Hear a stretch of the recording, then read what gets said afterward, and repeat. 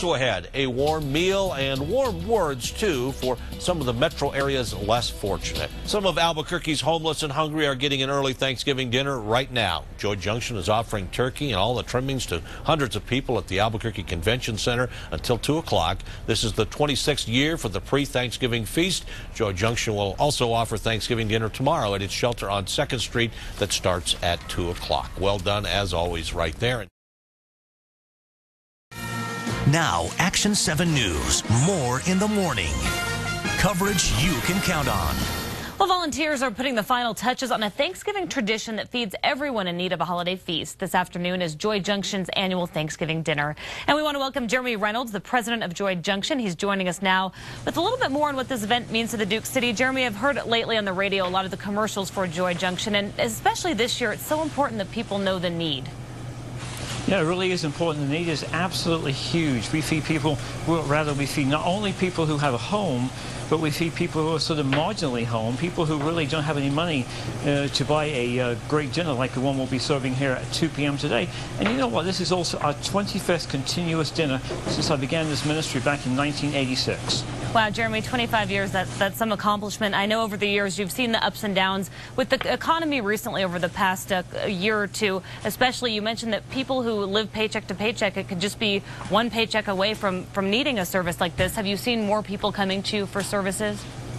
We have seen a huge increase in the amount of people coming to us for help, especially as we've had a Lifeline of Hope truck and we've gone out around the community. People are literally faced on a daily basis with having to make the choice between paying rent or a mortgage or having food. So, Jeremy, we're going to speak later, I believe, with a volunteer, but if folks still want to come out there either for the dinner or to volunteer, can they still come out at this point? They can absolutely, they can, yes. They can give us a call at 505-463-4818, or they can come out to volunteer at 1:30. All right, Jeremy Reynolds at Joy Junction, we thank you for your time. Have a great day out there, Jeremy. We appreciate it. And again, we want to remind all of you, Joy Junction's annual Thanksgiving dinner is from 2 to 4 today at Joy Junction. That is on 2nd Street Southwest. Today, a Thanksgiving tradition to provide a hot meal for needy New Mexicans so they can enjoy a holiday feast. This afternoon, Joy Junction's annual Thanksgiving dinner.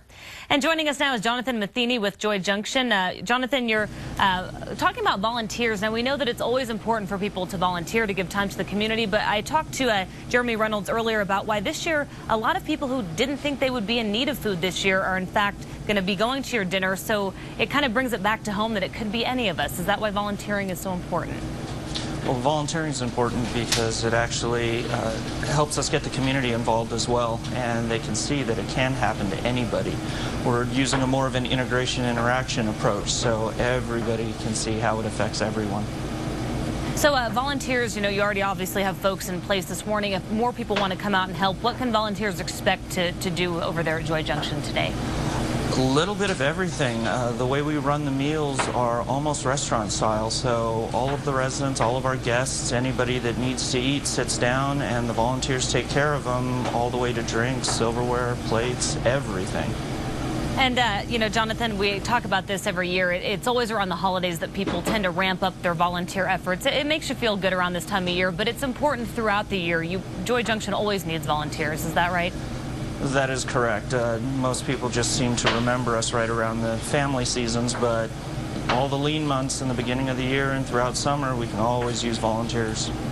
All right, Jonathan Matheny with Joy Junction, thank you. We're going to check back in with you folks in a bit. Have fun preparing all the hot food over there. And again, we want to remind everybody Joy Junction's annual Thanksgiving dinner is from 2 to 4 at Joy Junction on 2nd Street Southwest. A great event.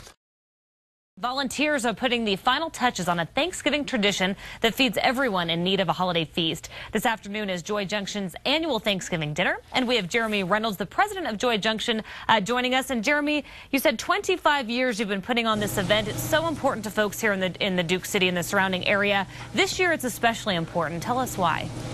Well, it really is. It always has been very, very important. But this year, you know, with the bad state, you know, the money thing, you know, in the economy, it just becomes very important because many, many people have to face a daily choice between having food and having a dinner or rent. I mean, it's either one, you know, or the other. They can pay rent or they can eat.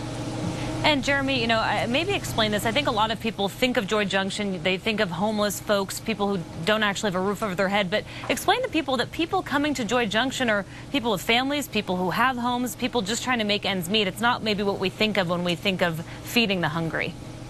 It really isn't at all. I mean, we have women, kids. In fact, out of the as many as 300 people we have each night staying with us, as many as 70 to 80, you know, are kids. These are just delightful kids. They're tots, teenagers, toddlers, and so on. And more as we've expanded our ministry to the outreaches of Joy Junction, and we have our Lifeline of Hope truck. Again, we meet folks on the streets who have homes, but again, as I said, they make a conscious daily choice between paying the rent or the mortgage or eating. And Jeremy, we just saw the turkey being pulled out of the oven. Today is a day where they are going to have a very special meal. Is it smelling good over there yet? Is all the food being prepared? It's looking good. Things are looking really, really good. All right, Jeremy Reynolds, thank you for your time. We're going to check back in with you folks in just a bit, but have a nice morning over there.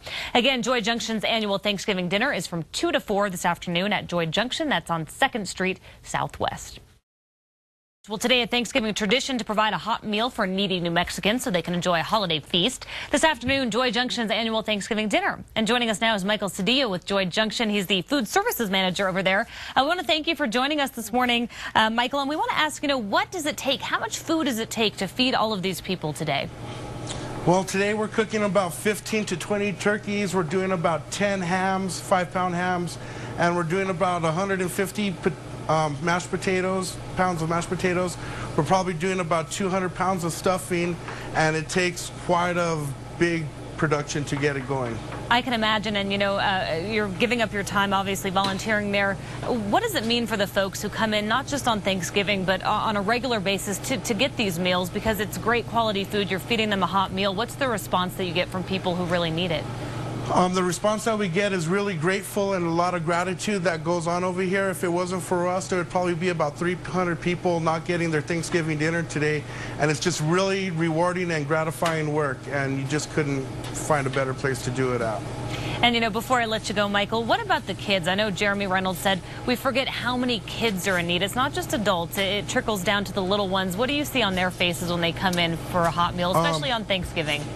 What I see is a big bright smile and a happy place, and just lots of joy and atmosphere. We probably do about 100 kids over here, so those kids are very grateful and very happy when they come and see me, especially when it comes to dessert time. Well, Michael Cedillo, Food Services Manager, thank you for your time. We appreciate what you're doing over there today. Again, Joy Junction's annual Thanksgiving dinner is from 2 to 4 at Joy Junction on 2nd Street Southwest.